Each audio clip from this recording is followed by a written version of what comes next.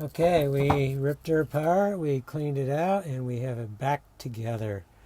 And we also have the correct flashing at the bottom. We're going to Geico tape around that. And then we'll be all set for the roofing.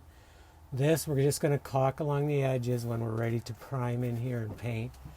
And we have some other caulking to do, I see right here. And we got to do a lot of scraping first. So that's another day, but I'm really happy we cleaned that out.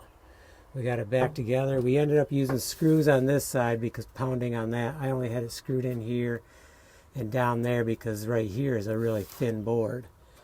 And then we were able to pound in there, so I put some 1-inch aluminum nails in there. And here I reused all the nails I pulled out, but I couldn't get them all out, so I didn't have enough. So there's no more pigeons getting in this way. And when we did buy it, this was peeled back, so they could come in here. But there was another route they came in that was below this porch and up. And now the porch is screened in, so they're not getting in that way either. So they're out, and as far as I know, they're going to stay out. We should have this fixed now, but next rain, which is maybe tomorrow this week, it looks like quite a bit of rain, I'll be monitoring these. Maybe I can get underneath and get those 2 spots yet.